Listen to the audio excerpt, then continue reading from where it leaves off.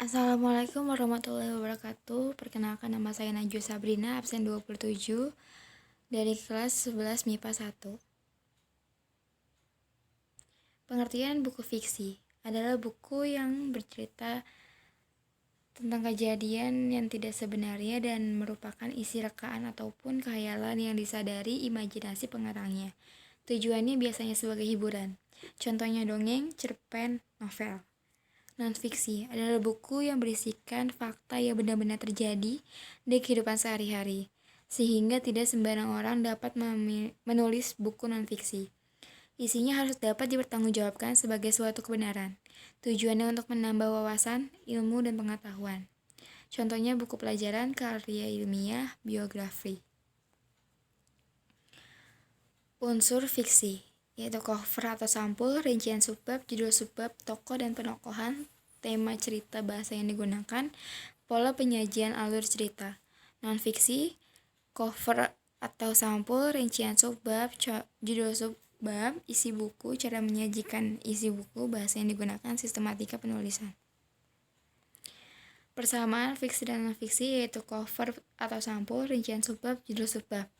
Perbedaannya yaitu fiksi memiliki tokoh dan penokohan, tema, bahasa variatif, tidak menggunakan bahasa baku, alur cerita beraneka ragam. Sedangkan non-fiksi, isi yang ilmiah, aktual dan faktual, disajikan dengan bahasa yang baku, memiliki sistematika penulisan yang standar. Struktur fiksi memiliki 6 struktur, yaitu abstrak, bagian pembuka yang boleh dan tidak boleh. Kedua ada orientasi, yaitu pengenalan awal cerita atau pengenalan tokoh latar. Yang ketiga ada komplikasi, yaitu konflik pada cerita atau munculnya masalah. Yang keempat ada evaluasi, yaitu pemecahan masalah dari konflik pada cerita tersebut. Yang kelima ada resolusi, yaitu penyelesaian dari permasalahan cerita. Yang keenam ada koda atau reorientasi, yaitu akhir cerita yang berisi kesimpulan. Yang non-fiksi itu ada 3 struktur, yaitu orientasi, awal penjelasan dari cerita, terus ada urutan peristiwa, berisi urutan peristiwa dari awal sampai akhir. Yang terakhir ada reorientasi, yaitu akhir cerita dari permasalahan atau kesimpulan. Unsur kebahasaan fiksi menggunakan perumpamaan yang sering digunakan untuk membandingkan sebuah benda. Terus ada menggunakan kata ganti tertentu dan gaya bahasa yang digunakan memiliki pertalian yang kuat. Terus ada menggunakan persamaan atau simil yang digunakan sebagai pendamping yang menyatakan sesuatu hal lainnya. Yang non-fiksi itu ada menggunakan kata baku yang terkesan resmi dan formal. Cerita yang dituliskan terkesan santai, cerita demi cerita yang terjadi di kehidupan sehari-hari, menggunakan kata asing, kata yang belum termasuk kata serapan. Ciri-ciri fiksi bersifat rekaan atau imajinasi, bahasa variatif, tidak mempunyai sistematika yang baku, memiliki pesan moral. Ketika dibaca, ceritanya membuat pembaca menjadi merasakan apa yang sedang diceritakan. Non-fiksi itu menyajikan temuan baru atau yang sudah ada diperbarui melalui fakta, ide yang dituliskan secara jelas dan terperinci. Terus ada banyak menggunakan kata istilah atau bahasa ilmiah. Dan terakhir memberikan wawasan dan ilmu pengetahuan serta informasi. Di sini ada contoh buku fiksi, yaitu judulnya Si Kelingking. Pengarangnya Trivia Astuti. Penerbitnya ada Bintang Indonesia Jakarta, Kota Terbit Jakarta, tahun terbit 2006. Jumlah halaman, di sini saya lupa menulis. Jumlah halaman di sini ada 9 halaman.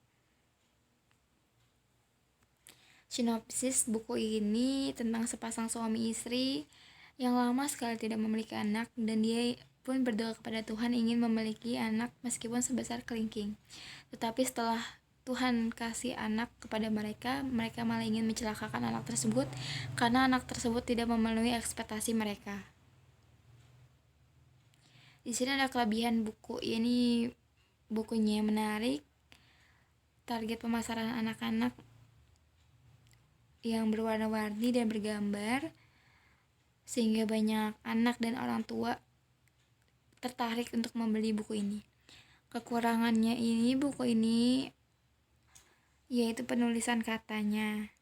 Setelah itu isi bahasa pada setiap subbab tidak dijelaskan secara detail dan terperinci. Di sini ada tujuan penulisan dan bahasa.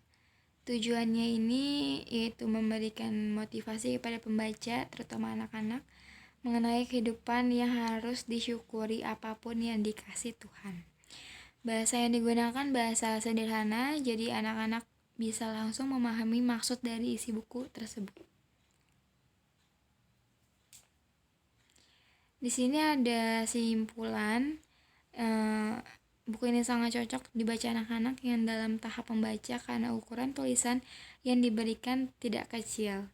Buku ini juga sangat berwarna sehingga anak pasti tertarik.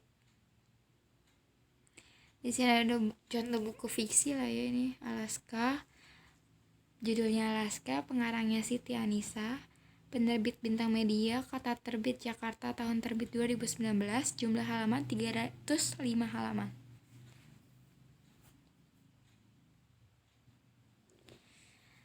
Sinopsisnya ini yaitu ada anak cowok yang bernama Alaska. Dia ini cool, pintar, terkenal, dan banyak disukai cewek dan guru-guru. Dan ada anak bernama Alana yang cantik, yang dia ini mengejar-ngejar sosok cowok yang bernama Alaska.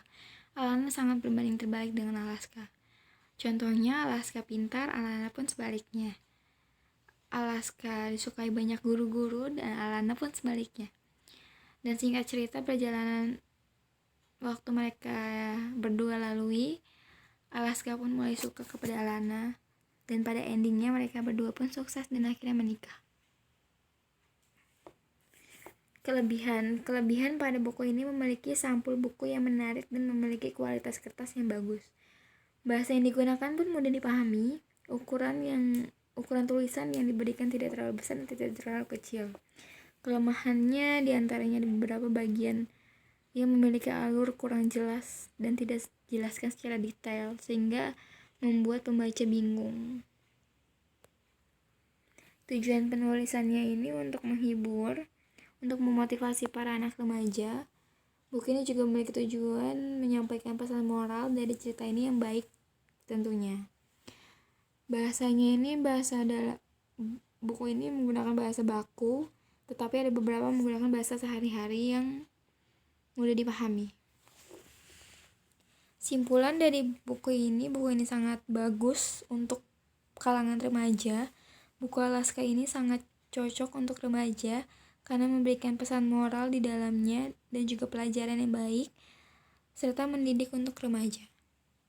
Selesai penjelasan dari saya.